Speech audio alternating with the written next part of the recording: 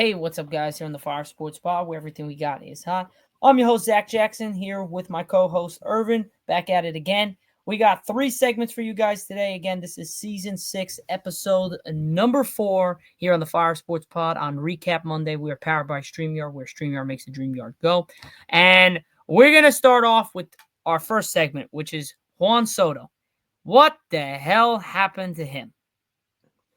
Fuck Juan Soto! Fuck Juan Soto! Fuck Juan Soto! All right, so now you can get it. What the hell? This is crazy. 15 years, $765 million to the Mets. Right across the 20 minutes, like freaking 30 minutes away. This is absolutely crazy. We're going to have Irvin start off with his take. Quote unquote, supposed to be a 2-minute take. Might be longer than that. I don't know. Mine's going to be like a 10-minute rant on how the Yankees fucked up, how Juan Soto's a traitor, and how the Mets are now public enemy number 1 in the world. So, Irv, take it off. It's crazy that you say that because I saw like a video from like I think Instagram where there was a person interviewing different Mets fans and Yankees fans saying like, oh, like would you support each other? Like, if either one makes it to the, to the World Series, like the final, or, or if you guys both make it. And they were like, oh yeah, I'll support the other. Now, not anymore. Nope. Not anymore. This is absolutely crazy. I honestly have no words, to be honest, because it just doesn't. It just does. I don't get it. I really don't. Was it a money problem?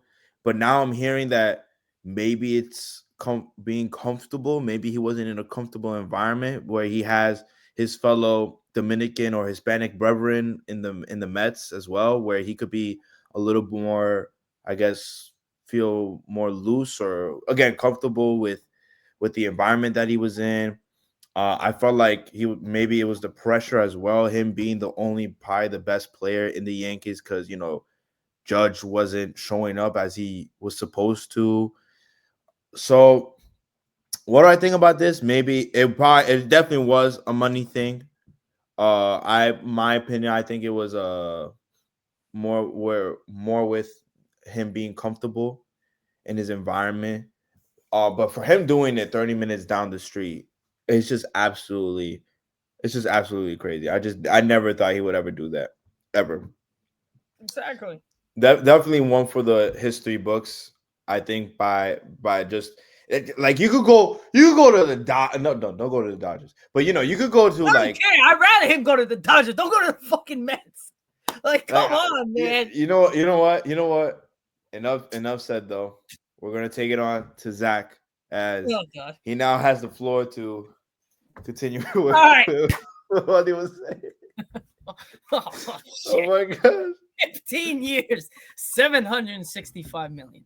Deal to the Mets. It's not the fact that he went to the Mets. It's the fact that we gave him 16 years for 760 and he didn't want to fucking take it.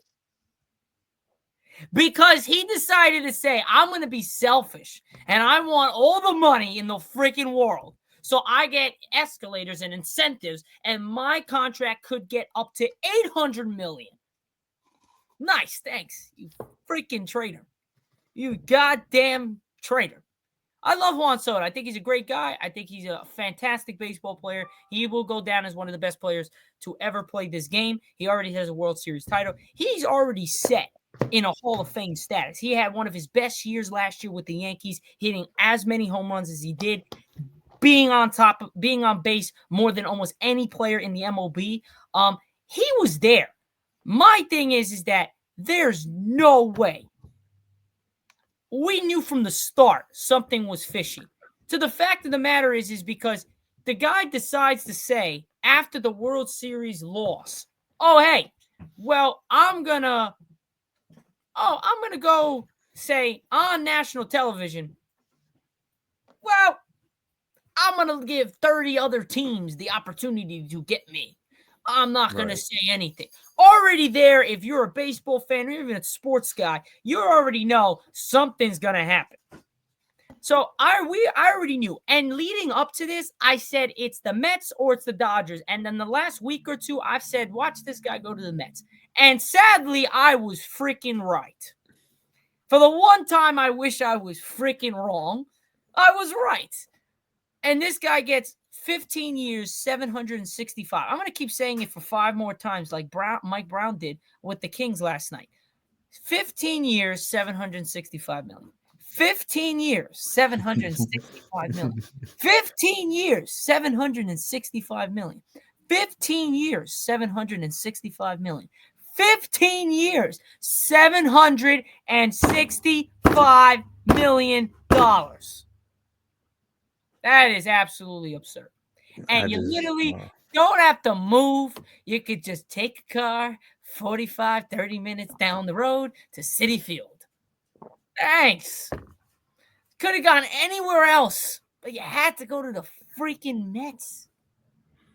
Like, damn you. And then on top of that, if they don't make the World Series or don't win a championship this year, then he's going to be like, should have stayed with New York Yankees. Okay. Something that I had a discussion with a group of people is that because of this 15-year deal, I think he has 10 years, so like he can't leave. No, he can opt out at the 5th year. Okay, so like let's say from year 1 to 5, they don't win no championships. It's the worst move in human history. Because if he moved with the Yankees, who made it to the World Series, Yankees made it to the World Series. They just the star player Aaron Judge was just not performing well, and then their defense was just not it. They weren't communicating well. I don't know what happened. Okay, but they made it to the World Series. Now all of a sudden, like he wants to go with the Mets, who didn't even pass the first round. Like I know what they versus the Dodgers. Am I right or am I wrong? Yeah, they versus the Dodgers. What was it? They passed the first round or no? Who? The Mets. Yeah, they versed them to go to the World Series. The Mets. Yes. All right.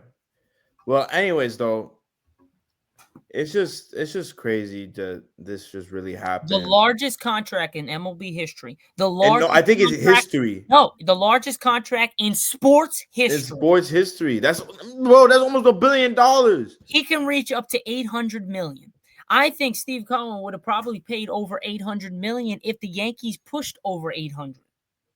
Yeah. That man could give that guy $1 billion and it won't break the bank.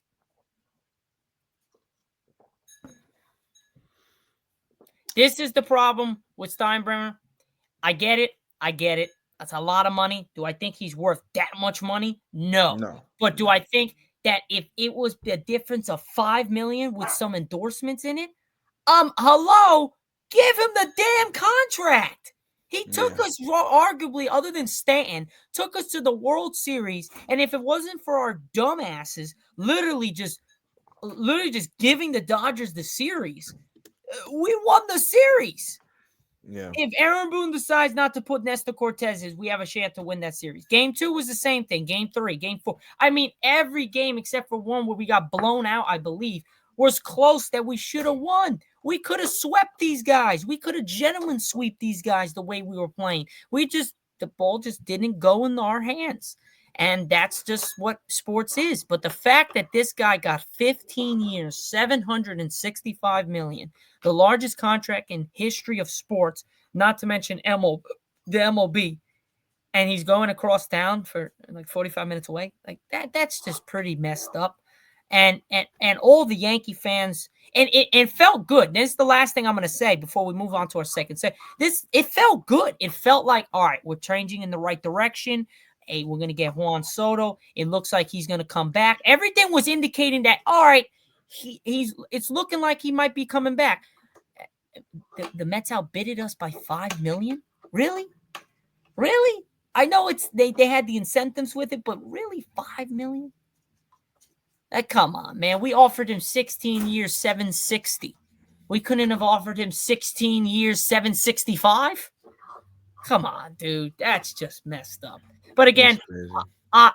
the management fumbled the bag yet again. Now we got to go into free agency. We had a plan B. We're going to sign some big free agents, hopefully. Multiple guys on end will hopefully run up that roster because we definitely need it. But management's fumbled the bag. Juan Soto became a traitor. He's going to be public enemy number one in the Bronx and throughout New York. And then in general, the Mets are just the Mets and the Yankees are now a rivalry. Now they're going to be a very good rivalry. Now it's a rivalry. You stole Juan Soto from them, and now it's going to be no holds bar. It's like we're in WWE, man. No holds bar. They're going to be attacking each other. But yeah, guys, I just think last thing I would say, I just think wait a lot too much more. I would personally take Shohei Ohtani over Juan Soto. I don't believe that we thought that contract was huge. This contract is even worse. I'm sorry, I don't think he's worth that. I thought he was worth between the 650 to 700 million range, not exceeding any more than that. I would say 650 for 12 years. With the incentives to add on to make it 700. Other than that, I don't think he's even close to 765. But hey, what do I know? It is what it is. That's just the way the cookie crumbles. And Juan Soto's a Met. All right, guys, we're going to transition to our second segment on today's show on the Fire Sports Pod, where we got to go over our college football bracket. It is finally out. I know last week we went over the bracket of what it could potentially be. Now we had some changes. So let's get right into that. We had some changes. So let's get right into that. Here we go. All right. So we're starting off with college football. And here we go. We have number 9, Tennessee, taking on number 8, Ohio State. That never changed. We're taking Ohio State, Oregon State at the 1 spot. It would be Oregon versus Ohio State. Then Clemson jumped in. I don't know. I think Tennessee is a little. You said Ohio State. The hell? Don't freaking go off of what you said, you asshole. No. I try to keep people on their toes. Yeah. No, don't bet against my Buckeyes, bro. No, yeah, you're right. If we lose that game, I'm not coming on the podcast in the following week. Podcast will be revoked from being on for one day. That's another 10-minute rant. Ohio State versus Tennessee. We're taking Ohio State. Now, Clemson got in with beating SMU in the conference championship game, which was a fantastic game. Clemson almost gave it up. SMU fought all the way back, but couldn't get the job done. But they stayed in college football, edging out Alabama, who I believe didn't deserve to be in there. The only reason why they were considered, because we talked about it, was their history. Yeah, their history in there. So I'm actually happy they're not. Clemson versus Texas. Now, here's the tricky one. Texas did not look good at all against Georgia. Clemson looked really good. I'm not going to pick Clemson to win because the fact of the matter is they're not as good as Texas. But Dabo Swinney has been in this position, and he finally is back in a while. It hasn't been there in a while. I would not be shocked if Clemson could upset Texas. Just say, I will not be shocked, but I'm not doing that because I have another upset brewing. So I'm not picking that. I'm taking Texas over Clemson to face Arizona State in the second round. Then for Indiana, Notre Dame, Indiana's a joke. Notre Dame will beat them to face Georgia, which is going to be a good matchup. Here is my upset, ladies and gentlemen. SMU will take down Penn State. Penn State is a fraud. They're a crap shit organization, franchise, college, whatever the hell you want to call it. They should have got killed against Oregon. Oregon gave up freaking 37 points to Penn State, while Ohio State gave up freaking 10. Nope. That's why Oregon is going to lose to Ohio State, because Ohio State's defense is much better. They just got to come to play. Penn State sucks. SMU's offense is much better. I'm taking SMU to get the upset win over Penn State to face Boise State in the second round. Lock it in. The floor is yours. All right. So you said Ohio, Texas, Notre Dame, and Penn State? No, I mean SMU.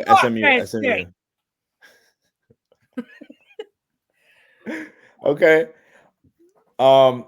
So yeah, we're picking the Buckeyes. That's going to be a very interesting matchup between the number one undefeated college in Oregon. I'm definitely taking Ohio State. Clemson and Texas. I mean, when you talk about performance, I mean, so when we talk about the last match, right? You got Clemson that versus SMU, and then you got Texas that versus Georgia. And then you said that Clemson performed a little bit better than Texas. So would you? But would so you would say that Georgia? I mean SMU is better than Georgia. Would you like say that? Well, now because the Stenson Bennett is out. Okay, so Their quarter. because he's out, you have SMU over Georgia, I wouldn't be surprised if SMU would go all the way to the national championship. brother. Okay, okay, Just saying. I'm not okay. picking them to go all the way over there. I'm not that dumb. But I'm saying I would not be surprised. I think Boise State and SMU match up really well. I think it's just going to be it's going to matter if SMU's defense can stop Jonte, and if they can, then SMU will win. If Boise State's able to run all over SMU, Boise State will roll right over them by 25. Georgia Notre Dame is going to be interesting. Notre Dame has been reluctant to lose to big top teams in the nation. I'll probably pick Georgia just because of their experience. But if Bennett is not able to go, Notre Dame might knock Georgia right out because again, you have a redshirt freshman in there, all time Georgia guy. He looked good, but he wasn't great again in the second half. I mean, he had a over 60% completion percentage, but he had no touchdowns, 76 yards on the throwing, and one interception. So it didn't look great. He just managed the game better. So Georgia's got to make sure that their defense, wide receivers, everyone steps up for that game against Notre Dame. Because if not, Notre Dame could upset Georgia without a doubt, especially if Bennett is not playing. And the way he looked, his arm was like this, dangling. So I don't know. We'll see. But like I said, I think SMU just played. I think Clemson played their best ball of their entire season against SMU, and I think SMU just played one of their worst games of the year against Clemson, and they came all the way back and almost won the game at the end. So I'm not saying it, but at the same time, if Georgia was healthy, I would take Georgia all the way. But the fact that Georgia's going into this unhealthy, you always give a chance. There's always a chance, but realistically, I like taking chances. So that's why I took SMU to beat Penn State. Only reason why I think Clemson has a shot against Texas is because Dabo Swinney, and he's been in these positions before. He's been with good teams. He's been with bad teams. He knows how to win. He knows how to get into teams' things. And Texas quarterback, he's a little banged up. They use Arch Manning a little bit. So we'll see what happens. But yeah, ultimately, I wouldn't say you're wrong, but I also wouldn't say you're right. It's really a toss-up. Depends on what happens with their quarterback for Georgia. Well, it's because I was just saying that because Texas, I feel like they were up against a tough opponent in Georgia. Whether I know the quarterback, being hurt, but I was just saying like, Georgia is still a very tough school. I mean, they got a pretty good defense. No, yeah, they got one of the best defenses in the country. So I just think it was a really good challenge for Texas. And then Texas played Georgia earlier in the year, and they got absolutely blown out by 15. They lost 30-15. So that's Texas or Georgia. Texas lost to Georgia 30-15. Well, then there you have it. I mean, I'm still confident in Texas winning this. You know what I mean. I think they'll move on. Clemson. I mean, again, they did perform well against SMU, but I don't know.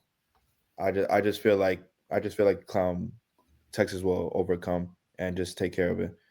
Okay. So then I'll pick Notre Dame, and then I'll probably pick Penn State. I mean, I get it, fuck Penn State for you, but I just feel like Penn State is just, I just think they're just a better team against SMU. They are. They should win the game. That's the problem. So I picked them to versus Boise State. I picked Notre Dame to versus Georgia, Texas against Arizona, and then Ohio State against Oregon.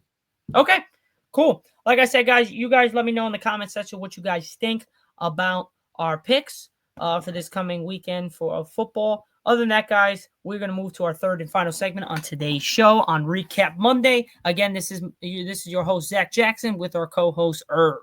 Let's get right into it. All right. So we are going to go over our newest top 25 men's college basketball rankings, and we will let you guys know if we agree or disagree, and where we would put some other teams in the fold. So let's get right to it. All right. So first up, we have number 1. Tennessee has moved up there with 8-0 record. Previously was at 3. Auburn drops to 2 because of their loss. They're 8-1. Iowa State is at 3 at 7-1. Number 4 Duke is at 7-2. Number 5 Kentucky is at 8-1. Personally, I'm not really biased. Just the way we beat Gonzaga and how we came back from down 18, and we also beat Duke. I really don't know why Kentucky is lower than Duke when we have a better record. On top of that, we beat both Gonzaga and Kentucky in the same year so far. So I would put my Kentucky Wildcats at 4 and Duke at 5. Marquette, I like at 6. Alabama, I'll take at 7. Gonzaga, I'll take Florida over Gonzaga just because of just the 2 losses. So I would have Gonzaga at 9, Florida at 8.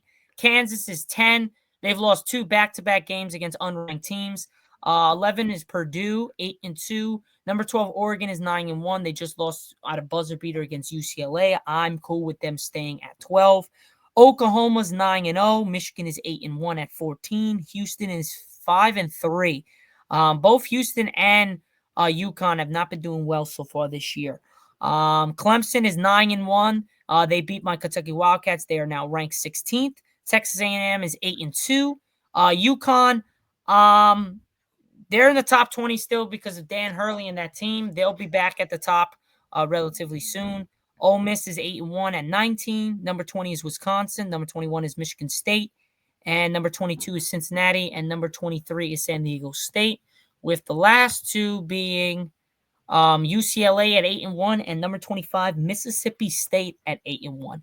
So I kind of went through it, Irv, and put together my list.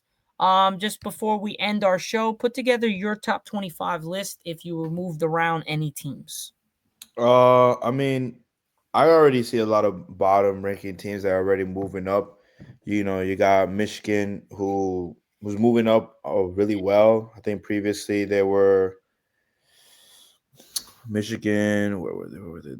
They were not even ranked, and they moved up all the way to 14th. Excuse me. I think that was pretty cool. I'm shocked to see how UConn has gone down. They have gone down pretty low. But like you said, you know, they'll bounce back. I don't think the coach will take any of that. I'm gonna go with Tennessee, Auburn in front. Uh, I like Iowa State at 3. Duke was previously number 9, so they were in the top 10. Now they're in the top 5. I'm pretty comfortable with them and the position that they're in. I just don't like how Kentucky beat Duke and then they just beat Gonzaga. So Duke has 2 losses and they're ahead of Kentucky. Right, So, yeah. And both Kentucky, Gonzaga and Duke were both ranked top 10 when they beat them. So that's where I was like, I'm kind of a little weirded out that they would put them there. So Yeah. I mean, you know, it's probably in terms of the competition that they versed. Probably, I think. I mean, I know the what was it? Kentucky. I know Kentucky. Your Kentucky Wildcats. They've beaten 2 big time schools, but I don't know. Maybe it's in terms of competition because like they have Oregon and Oklahoma, who are 9-1, 9-0. Michigan's 8-1. Clemson is 9-1, but they're bottom of top. They're well, of the Clemson just got in because they beat my Kentucky Wildcats in an upset. So they just got in. They were unranked. right. So I mean, I don't know. I just think in terms of competition, Duke has probably beaten more of the top 25 schools, and that's why they're at where they're at right now. But I don't know. Maybe we'll see when week 7 comes. We're gonna see if maybe the rankings change. I think the Wildcats are definitely gonna go up though, especially if they beat Duke and Gonzaga. Yeah, I think Kentucky's got a real good shot at going all the way. So far through 9 games, you like to have your losses early, like these Yeah. type of losses. Um, I think they're going to be a top. I don't think they're going to lose more than 6 games. If I'm being honest, 6, 7. I think they lose at less than 6 games, 6 or less. I think they are because I know there's 37, I believe, games or 30. Yeah, 37. So I believe they're probably going to be like 30-7, 31-6. Mm. I think they're going to be on that type of range. But yeah, that's pretty much it, guys. Here for our show on the Fire Sports Pod, where everything we got is hot. I am your host, Zach Jackson, and we are the Fire Sports Pod. This is my co-host yet again, Irvin. We are powered by StreamYard, where StreamYard makes the dream yard go. This is Recap Monday, Season 6, Episode number 4. We were supposed to have my professor, David Kaplan, on, but he wasn't able to join the show today. So we will be moving on to Friday, where we would have Thomas Franklin, our professor, jump on. So you guys can check that out. Wednesday, we couldn't get Danny Wexler to come. She had something. So next week on Wednesday, she'll be there. So you will see you guys on Wednesday for another fire episode. I'll catch you guys then. Peace out. Have a great rest of your Monday.